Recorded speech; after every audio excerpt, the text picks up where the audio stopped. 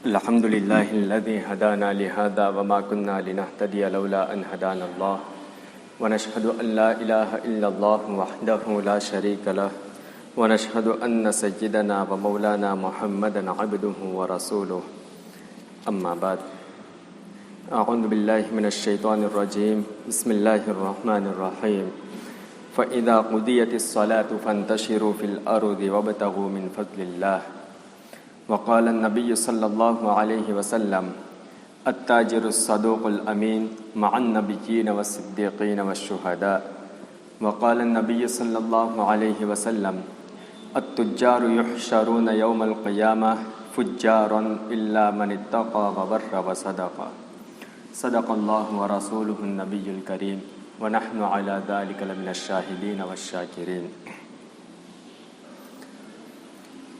اللہ تعالیٰ نے سورہ جمعہ کے دوسرے رکوع میں یہ بات ارشاد فرمائی کہ جب نماز پوری ہو چکے، جمعہ کی نماز پوری ہو جائے تو پھیل پڑو زمین میں اور ڈھونڈو اللہ کا فضل۔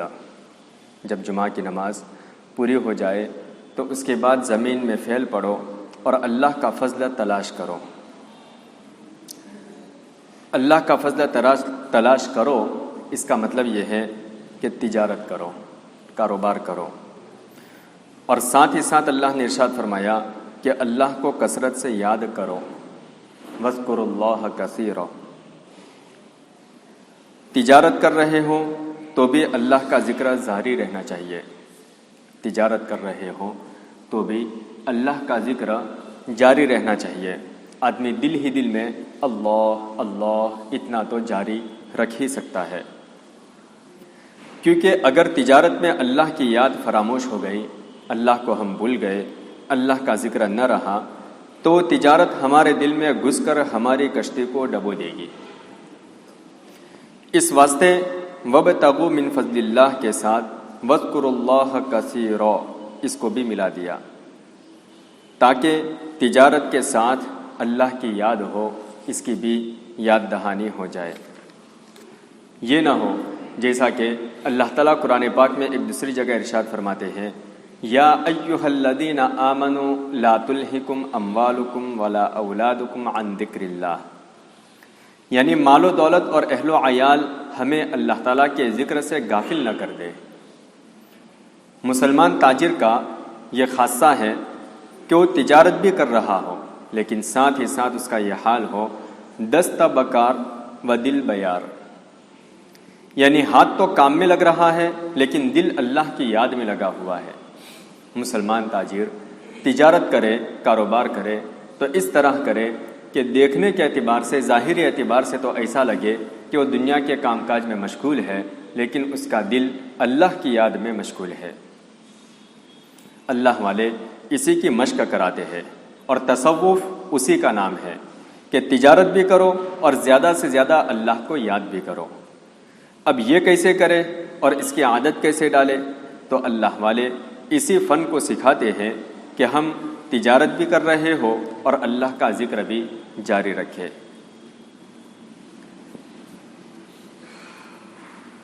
حضرت مولانا محمد یاسین صاحب رحمۃ اللہ علیہ، ان کے بارے میں ہے کہ وہ جس سال دارالعلوم دیوبند قائم ہوا اسی سال ان کی ولادت ہوئی۔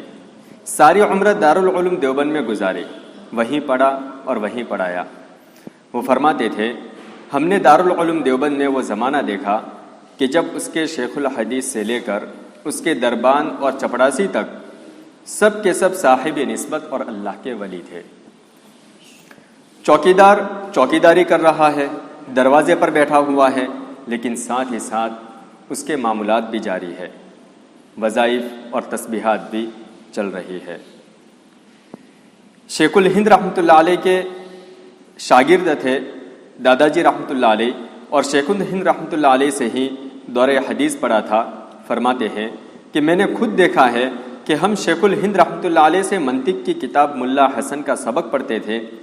حضرت سبق پڑھا رہے ہوتے تھے، تقریر کر رہے ہوتے تھے تو ہمیں ان کے دل سے اللہ اللہ کی آواز آتی ہوئی سنائی دیتی تھی۔ جب مشق ہوتی ہے ہر وقت دل میں اللہ اللہ کہنے کی پریکٹس کی جاتی ہے تو آدمی کسی بھی حال میں ہو اس کا دل اللہ اللہ کرنے والا بن جاتا ہے۔ آیت کریمہ کا یہی مطالبہ ہے اور یہی کچھ اللہ والے سکھاتے ہیں کہ کسی طرح ہمارا کام بھی چل رہا ہو، ہم کاروبار بھی کر رہے ہو اور اللہ تعالیٰ کے ذکر کے ساتھ بھی ہم مشغول ہو۔ اللہ تعالیٰ ارشاد فرماتے ہیں وَاذْكُرُوا اللَّهَ كَثِيرًا لَعَلَّكُمْ تُفْلِحُونَ وَإِذَا رَأَوْا تِجَارَةً أَوْ لَهْوًا انفَضُّوا إِلَيْهَا وَتَرَكُوكَ قَائِمًا قُلْ مَا عِندَ اللَّهِ خَيْرٌ مِّنَ اللَّهْوِ وَمِنَ التِّجَارَةِ وَاللَّهُ خَيْرُ الرَّازِقِينَ، اور یاد کرو اللہ کو بہت زیادہ تاکہ تمہارا بھلا ہو۔ اللہ فرماتے ہیں تاکہ تمہارا بھلا ہو، اور جب دیکھے سودا بکتا ہوا یا کچھ تماشا متفرق ہو جائے اس کی طرف اور تجھ کو چھوڑ جائے، اے نبی جی آپ کو اگر چھوڑ کر کے چلے جائے تو آپ ان کو بتاؤ جو اللہ کے پاس ہے سو بہتر ہے تماشے سے اور سوداگری سے، اور اللہ بہتر روزی دینے والا ہے۔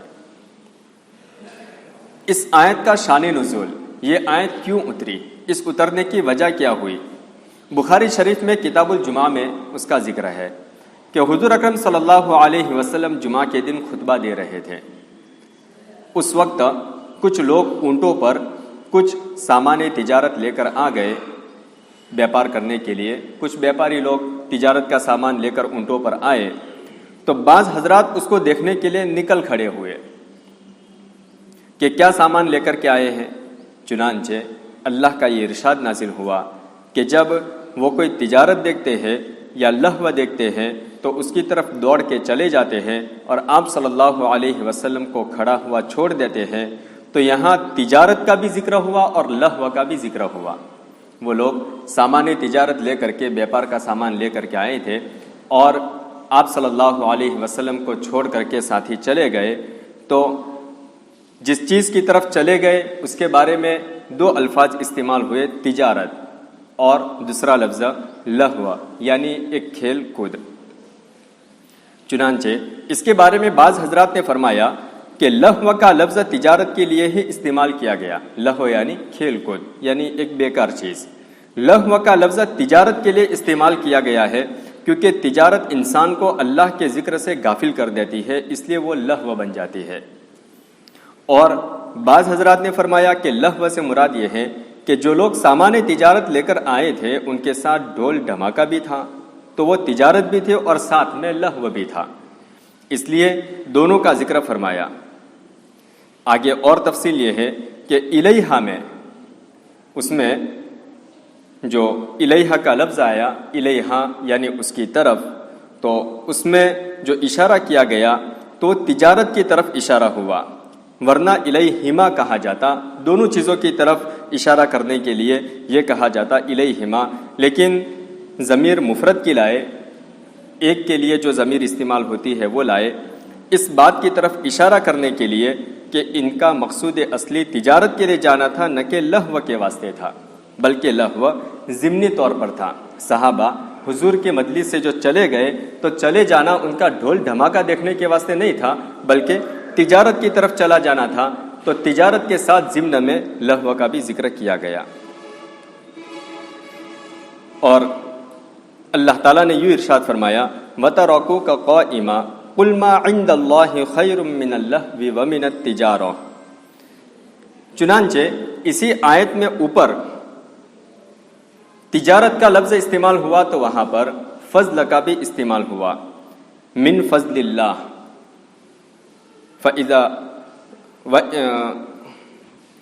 فَإِذَا قُضِيَتِ الصَّلَاةُ فَانتَشِرُوا فِي الْأَرْضِ وَابْتَغُوا مِن فَضْلِ اللَّهِ۔ فضل کا لفظ استعمال ہوا اور اسی میں آگے چلتے ہوئے یہ ارشاد ہوا عند اللہ خیر من اللہو ومن التجارہ، کہ اللہ کے پاس بہتر ہے کھیل کود سے اور تجارت سے۔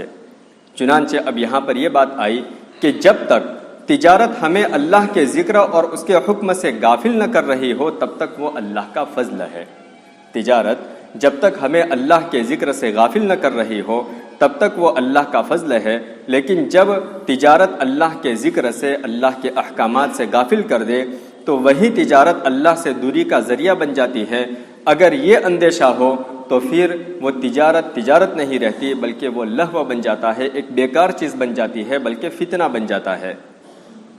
چنانچہ تجارت میں اس بات کا خیال رکھنا چاہیے کہ اگر ہمارے دل و دماغ میں یہ خیال پیدا ہو کہ اللہ کے فلاں حکم پر میں عمل کروں گا تو اس سے میری تجارت کا، میرے کاروبار کا نقصان ہوگا، تو خوب اچھی طرح ہم اپنے دھیان میں یہ بھی بات رکھیں کہ یہ وہم، یہ خیال شیطان کی طرف سے ہے، جس کو نکال دینا بہت ضروری ہے۔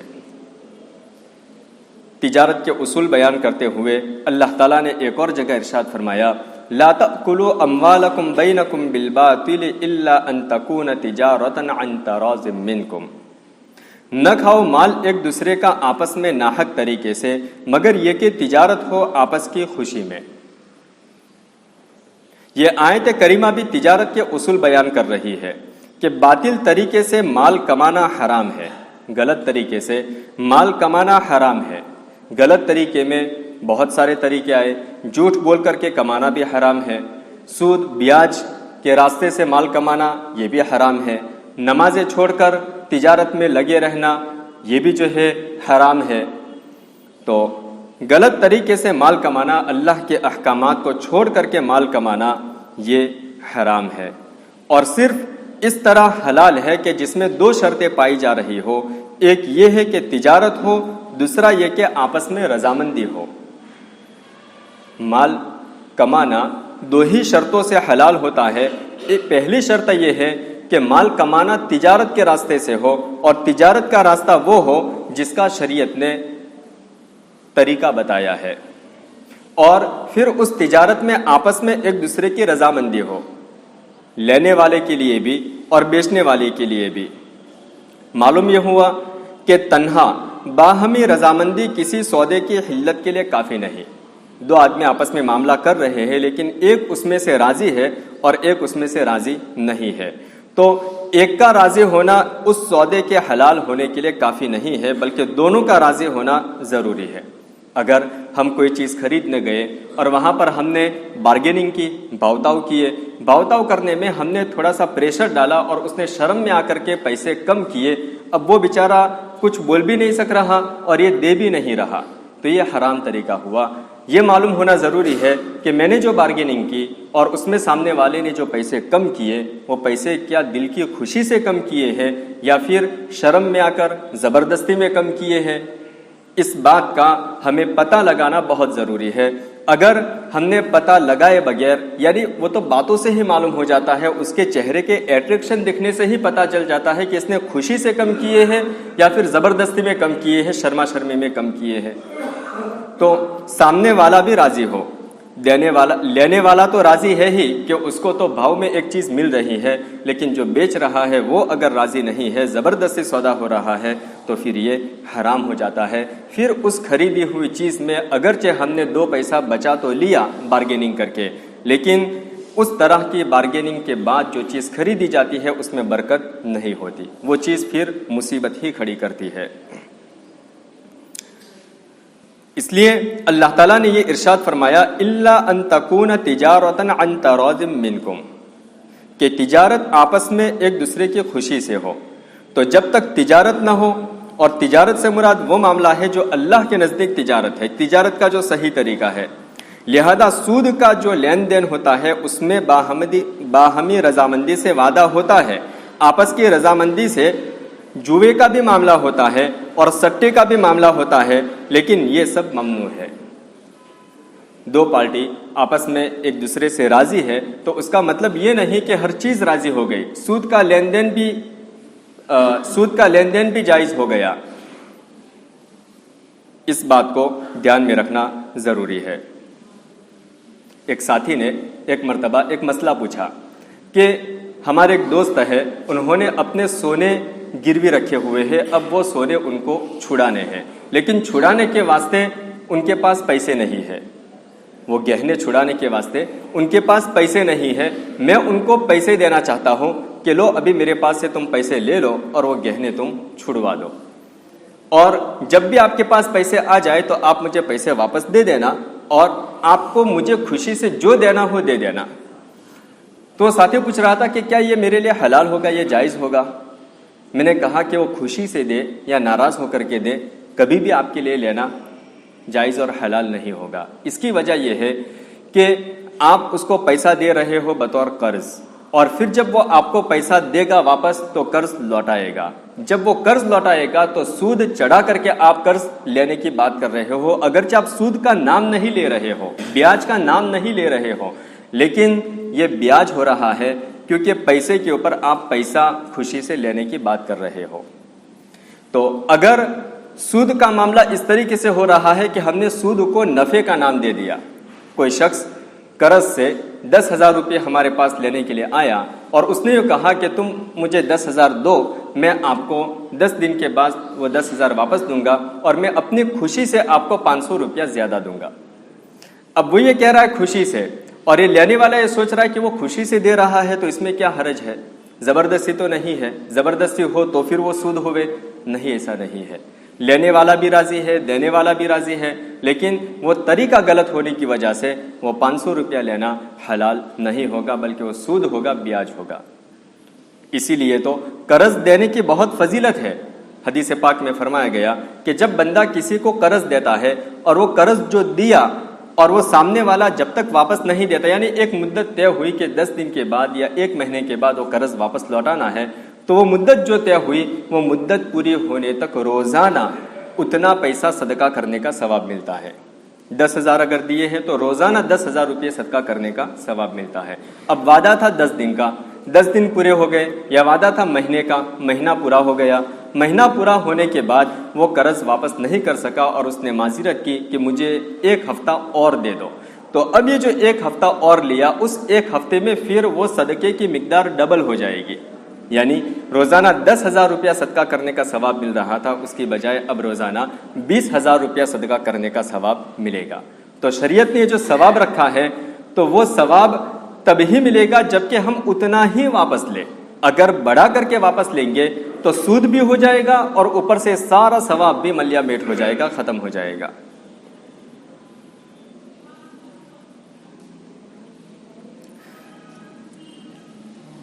چنانچہ یہ بات خوب اچھی طرح سے واضح ہو گئی کہ 2 شرطیں ضروری ہے کہ آپس میں تجارت ہو اور وہ بھی آپس کی رضامندی سے ہو, اور تجارت کا وہ طریقہ ہو جس کا دین اسلام نے طریقہ بتایا ہے. حضرت عمر فاروق رضی اللہ تعالیٰ عنہ اللہ کے نبی صلی اللہ علیہ وسلم کے بارے میں ارشاد فرماتے ہیں, کان یعزل نفقۃ اہلہ سنہ. نبی کریم صلی اللہ علیہ وسلم اپنے اہل و عیال کا 1 سال کا نفقہ, 1 سال کا خرچہ جدا کر کے الگ رکھ لیا کرتے تھے کہ یہ سال بھر اہل و عیال کے نفقے میں خرچ کیا جائے. اللہ کے نبی صلی اللہ علیہ وسلم اپنی بیویوں کے واسطے, اپنے اہل و عیال کے واسطے 1 سال کا خرچہ پورا الگ کر کے رکھ دیتے تھے, سب کو جو ہے دے دیتے تھے کہ تمہارا سال بھر کا خرچہ. یہ حضرت عمر فاروق رضی اللہ تعالیٰ عنہ نے اللہ کے نبی صلی اللہ علیہ وسلم کی عادت شریفہ بیان فرمائی کہ سب کے گھروں میں آپ صلی اللہ علیہ وسلم خرچہ پہنچا دیتے تھے, اور اس میں خود حضور صلی اللہ علیہ وسلم کا خرچہ بھی شامل ہوتا تھا. لیکن وہ ازواج مطہرات, حضور کی وہ بیویاں, وہ بھی تو نبی کریم صلی اللہ علیہ وسلم کی ہی بیویاں تھی. سال بھر کا نفقہ یا خرچہ پہنچ تو جاتا تھا, لیکن صدقہ خیرات کثرت سے کرنے کا معمول تھا. اس لیے ایسے واقعات بھی پیش آئے کہ حضور صلی اللہ علیہ وسلم کے گھر میں بعض اوقات 3 مہینوں تک آگ نہیں جلتی تھی. سال بھر کا خرچہ تو آ گیا, لیکن صدقہ خیرات کرنے کا معمول ہونے کی وجہ سے وہ سب ختم ہو جاتا, اور ایسا بھی ہو جاتا کہ 3 مہینوں تک گھر میں چولہا نہیں جلتا تھا. حضرت عائشہ رضی اللہ تعالیٰ عنہ فرماتی ہے کہ بعض اوقات ایسا ہوتا تھا کہ ہم 3 متواتر چاند دیکھتے تھے اور اس پورے عرصے میں گھر کے اندر آگ نہیں جلتی تھی. 3 متواتر چاند یعنی 3 مہینے گزر جاتے تھے, لیکن اس پورے عرصے میں, پورے اس 3 مہینے میں گھر میں آگ نہیں جلتی تھی. حضرت عائشہ رضی اللہ تعالیٰ عنہ نے جن صاحب سے یہ بات بیان فرمائی, انہوں نے پوچھا کہ پھر آپ کا گزارا کس چیز پر ہوتا تھا؟ تو آپ نے فرمایا الاسودان التمر والماء, وہی 2 چیزوں پر گزارا ہوتا تھا, ایک کھجور اور ایک پانی. لیکن 3 مہینے تک آگ نہیں جلتی تھی. یہ بھی واقعات پیش آئے. یہ واقعات بھی پیش آئے کہ نبی کریم صلی اللہ علیہ وسلم نے پیٹ پر پتھر باندھے. یہ واقعات بھی پیش آئے کہ حضرت عائشہ رضی اللہ تعالیٰ عنہ فرماتی ہے کہ نبی کریم صلی اللہ علیہ وسلم نے کبھی 2 وقت پیٹ بھر کر کھانا نہیں کھایا اور کبھی گندم گیہوں تناول نہیں فرمایا، آپ کا کھانا جو کی روٹی ہوتا تھا۔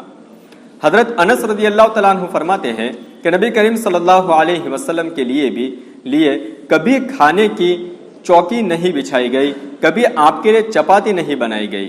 چھوٹی چھوٹی پیالیوں میں جو چٹنی اچار وغیرہ ہوتے ہیں جو بھوک بڑھانے کے لیے استعمال کیے جاتے ہیں، وہ ساری عمرہ کبھی آپ نے استعمال نہیں فرمائے۔ یہ سارے واقعات پیش آئے، اس کے باوجود یہ فرمایا جا رہا ہے کہ سارے سال کا نفقہ اٹھا کر ایک طرف کر لیا جاتا تھا۔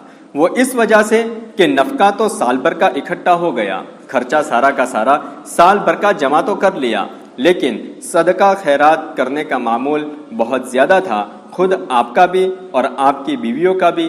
اس کی وجہ سے یہ حالات بھی پیش آتے تھے۔ تو اس طرح حضور صلی اللہ علیہ وسلم نے 2 مختلف اور متضاد پہلوؤں کو اپنی سنت قرار دیا۔ ایک طرف یہ تعلیم دے دی اپنے عمل سے کہ سال بھر کا نفقہ، سال بھر کا خرچہ اکٹھا کر لینا یہ کوئی شریعت کے خلاف یا توکل کے خلاف نہیں ہے۔ سال بھر کا گھر میں اناج پانی جمع کر لینا یہ اللہ پر بھروسہ ہونے کے خلاف بات نہیں ہے۔ یہ حضور نے اپنے عمل سے اپنی امت کو تعلیم دی۔ یہ سمجھنا کہ سال بھر کا اگر خرچہ اکٹھا جمع کریں گے تو یہ توکل کے خلاف ہو جائے گا، اللہ پر بھروسہ نہیں رہے گا، یہ بات صحیح نہیں ہے۔ اگر سال بھر کا خرچہ اکٹھا جمع کر لے انسان تو اس حدیث سے یہ ثابت ہوا کہ کسی مصلحت سے بقدر ضرورت ذخیرہ رکھ لینا نہ توکل کے خلاف ہے اور نہ کمال توکل کے خلاف ہے۔ نفس توکل کے خلاف تو ہے ہی نہیں، لیکن توکل کا ایک اعلیٰ درجہ، اس کا جو کمال ہوتا ہے، اس کے بھی خلاف نہیں ہے، کیونکہ حضور اکرم صلی اللہ علیہ وسلم کے کامل ہونے میں کسی کو بھی کوئی کلام نہیں۔ حضور ایسی ایک کامل شخصیت تھی جس میں کسی کو کوئی کلام نہیں، کسی کو اس میں کوئی شک نہیں۔ اگر کمال توکل کے خلاف ہوتا تو سرکار دو عالم صلی اللہ علیہ وسلم ایسا کبھی نہ کرتے۔ آپ سے زیادہ کامل توکل رکھنے والا کون ہوگا؟ تو اس واسطے نہ توکل کے خلاف ہے نہ کمال توکل کے خلاف ہے، اور وہ مصلحت عام ہے، خواہ عیال کی مصلحت ہو خواہ نفس کی مصلحت ہو، اس کے لیے اگر ذخیرہ کر کے رکھ لیا سال بھر کا تو یہ کوئی توکل کے خلاف نہیں۔ توکل در حقیقت یہ ہے کہ اللہ جل جلالہ پر بھروسہ ہو، اگرچہ میں اسباب اختیار کر رہا ہوں اس واسطے کہ اس دنیا کو اللہ تعالیٰ نے عالم اسباب بنایا ہے، اس لیے اسباب اختیار کر رہا ہوں، لیکن اسباب میں کچھ نہیں رکھا، بلکہ یہ اسباب اس وقت تک کارآمد نہیں جب تک مسبب یعنی اللہ تبارک و تعالیٰ اس میں تاثیر پیدا نہ کرے۔ سال بھر کا نفقہ اٹھا کر رکھ لیا، پھر بھی بھروسہ اس سال بھر کے جمع کیے ہوئے خزانے پر نہیں، بلکہ بھروسہ اللہ ہی پر ہے۔ اپنی طرف سے جو تدبیر تھی وہ میں نے کر لی، سال بھر کا اکٹھا کر لیا، لیکن کچھ بھروسہ نہیں، سال بھر میں یہ کہیں ضائع بھی ہو سکتا ہے کہ یہ ہلاک ہو جائے، اس کو کیڑا لگ جائے، اس کو نقصان ہو جائے، چوری ہو جائے، ڈاکہ پڑ جائے، ہزاروں اندیشے ہے۔ تو اپنی طرف سے تدبیر کر لی، اپنی طرف سے پوری کوشش کر لی، لیکن پھر اس کے بعد بھروسہ اللہ پر ہے کہ اب یہ سال بھر کا جمع کیا ہوا جتنا بھی ہے اس کی حفاظت میرا اللہ چاہے گا تب ہی ہوگی، نہیں تو نہیں ہوگی، کہ روزی دینے والا اللہ تبارک و تعالیٰ ہی ہے، وہی کفالت کرنے والا ہے۔ تو اسباب کو اختیار کرنے کے ساتھ صرف اللہ پر بھروسہ رکھا جائے، یہ ہے توکل۔ یہاں پہلی بات تو یہ ہے کہ بعض اوقات دین کے اندر یہ بھی مطلوب ہے کہ انسان کے دل کو اطمینان حاصل ہو اور جمعیت خاطر ہو، تشویش نہ ہو اور پریشانی نہ ہو، لہٰذا طبیعتیں مختلف ہوتی ہے۔ بعض طبیعتیں ایسی ہوتی ہیں کہ جن کو کچھ پرواہ نہ ہوتی، جن کو کچھ پرواہ ہی نہیں ہوتی، جمع ہے کچھ نہیں ہے، کچھ فکر نہیں، کل کو کیا ہوگا کچھ پڑی نہیں۔ بعض طبیعتیں، بعض لوگوں کے مزاج ایسے ہوتے ہیں، ذخیرہ ہے کہ نہیں، ان کے روزمرہ کے معمولات میں کام میں کوئی فرق نہیں آتا۔ اور بعض طبیعتیں، بعض لوگوں کے مزاج ایسے ہوتے ہیں کہ ان کو ضرورت ہوتی ہے کہ اس بات کی کہ جب تک ظاہری اسباب نہ آ جائے اس وقت تک پوری طرح اطمینان نہیں ہوتا، جمعیت خاطر نہیں ہوتی، دل میں سکون پیدا نہیں ہوتا۔ تو جس کی جس طرح کی طبیعت ہو اس طرح سے وہ کر سکتا ہے، اس میں توکل کے خلاف کوئی بات نہیں ہے۔ یہ بات ادھوری رہ گئی جس کا پورا سننا ضروری ہے، لیکن وقت ہو چکا ہے اس لیے آگے نہیں پڑھ سکتے۔ آئندہ جمعہ کو انشاءاللہ پڑھیں گے تاکہ بات خوب اچھی طریقے سے مکمل وضاحت کے ساتھ سمجھ میں آ جائے۔ اللہ تعالی ہم سب کو کہنے سننے سے زیادہ عمل کی توفیق عطا فرمائے۔ وآخر دعوانا ان الحمد للہ رب العالمین۔